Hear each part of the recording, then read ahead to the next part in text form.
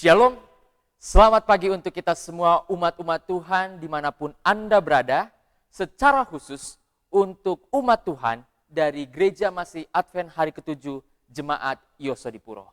Senang rasanya pada pagi hari ini kita akan belajar firman Tuhan. Kita akan mendengar pekabaran firman Tuhan untuk menjadi bekal kita di sepanjang hari kita menjalani aktivitas kita.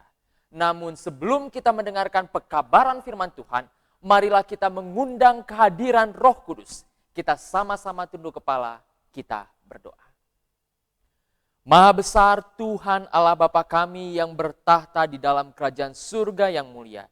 Pada pagi hari ini ya Tuhan, sebelum kami memulai aktivitas kami pada sepanjang hari ini, kami rindu datang menghadap hadirat Tuhan.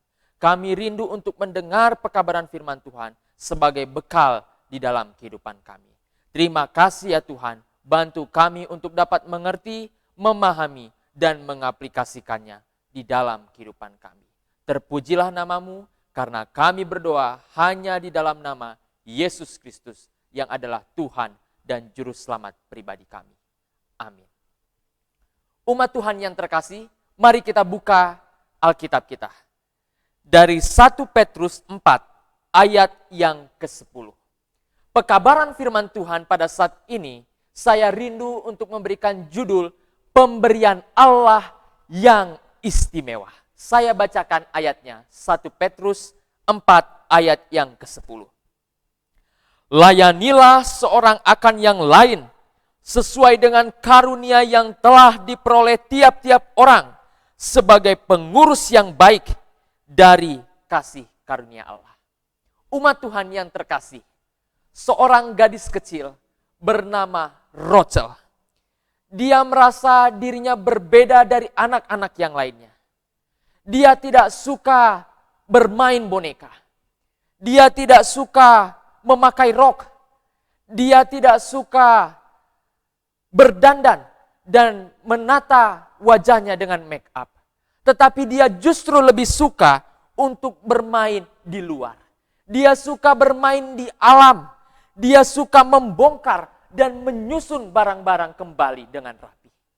Oleh sebab itu, teman-teman daripada Rochel ini menganggap bahwa Rochel ini adalah seorang anak yang aneh, yang tidak bergaul dengan teman-temannya, karena dia punya sifat yang berbeda. Dia punya sifat pemalu, sehingga itulah yang menyebabkan Rochel memiliki sahabat sangat sedikit sekali.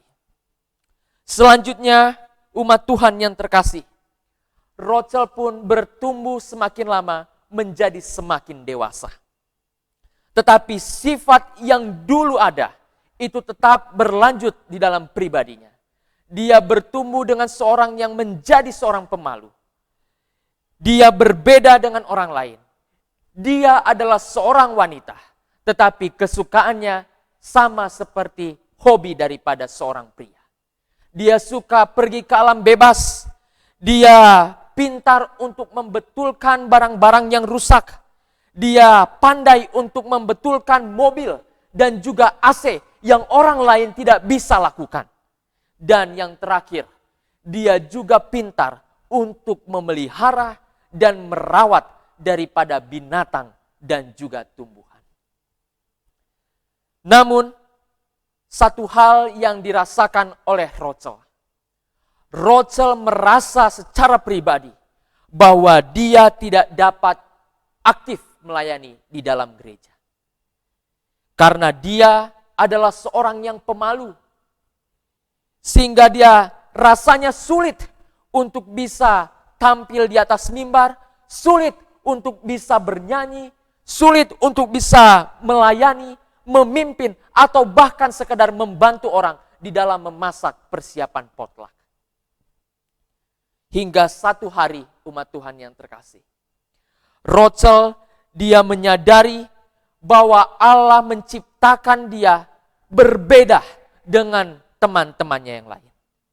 Allah menciptakan dia istimewa dengan maksud Allah yang tertentu di dalam kehidupan Rochel ini. Dia menjadi alat Tuhan yang istimewa Karena Rochel sanggup melakukan apa yang tidak bisa dilakukan oleh orang lain seusianya. Rochel dia tetap melayani Allah. Dia lakukan apa yang dia bisa untuk berbuat. Dia rawat tanaman-tanaman di gereja. Dia rawat halaman-halaman di gereja Tuhan. Hingga akhirnya tampak rapi dan begitu indah. Yang semua orang tentu tidak bisa lakukan hal yang sama seperti yang dilakukan oleh Rochel. Pekerjaan Rochel adalah pekerjaan yang amat penting umat-umat Tuhan. Karena apa? Karena tidak semua orang bisa melakukan pekerjaan yang dilakukan oleh Rochel. Rochel tidak lagi menyesal atas apa yang selama ini dia pernah lakukan yang barangkali berbeda dengan orang-orang lainnya. Dia sekarang justru melayani Tuhan dengan talenta, dengan kemampuan yang dia punya. Dia menggunakan kepandaiannya yang istimewa tersebut untuk membantu pekerjaan Tuhan.